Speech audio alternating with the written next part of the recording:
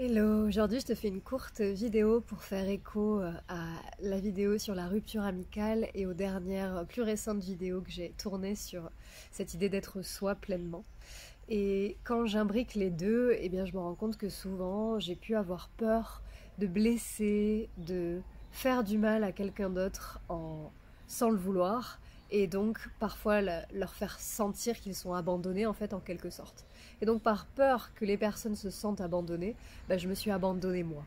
Et de nombreuses fois, et encore parfois aujourd'hui, exemple type, je suis à une soirée alors que déjà je suis fatiguée et quelqu'un me parle et me parle et me parle et je n'en peux plus, mais parce que j'ai peur que si je lui dis écoute là je suis fatiguée, j'ai besoin de calme, j'ai peur soit de passer pour une grosse associable, soit d'une meuf imbu de sa personne qui est trop intellectuelle pour parler de tout et de rien, ou soit que cette personne-là se sente mal. Et ben en fait aujourd'hui, en trouvant l'art et la manière de transmettre l'idée, hein, en parlant en moi, mais j'ai vraiment envie de m'offrir en fait ce cadeau de me respecter, de ne pas m'abandonner moi-même, qu'il n'y ait pas une part de moi qui se sente rejetée au profit de celle qui a peur de faire du mal ou d'être mal vue. Celle-là, elle peut me pousser finalement parfois à cultiver des comportements et à ne rien dire, alors qu'au fond, j'ai plus du tout envie d'être là, ou j'ai plus du tout envie de parler, ou j'ai pas envie de telle et telle chose. Et ben par peur de dire non par rapport aux conséquences que ça peut avoir sur l'image que je projette, ou sur les ressentis que d'autres personnes peuvent avoir, et ben je m'oublie en fait. Et ça j'ai plus du tout envie. Le yoga c'est l'union. Unifier chaque partie qui est en soi, réunir ce qu'on est, l'authenticité, la vérité de ce que l'on est en fait.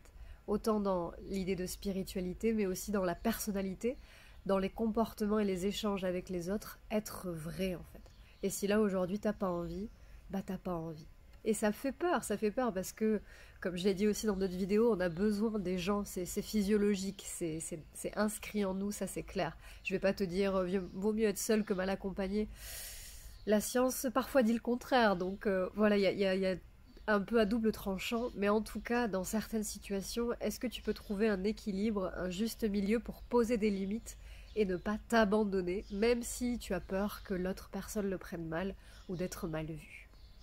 C'est la proposition de cette semaine, de poser la conscience sur ça, sur ces moments où il y a cette tension à l'intérieur, et de voir toutes ces peurs et de les accueillir parce qu'elles sont aussi parties là à l'intérieur, de respirer et de voir comment est-ce que tu peux te recentrer et être pleinement toi-même.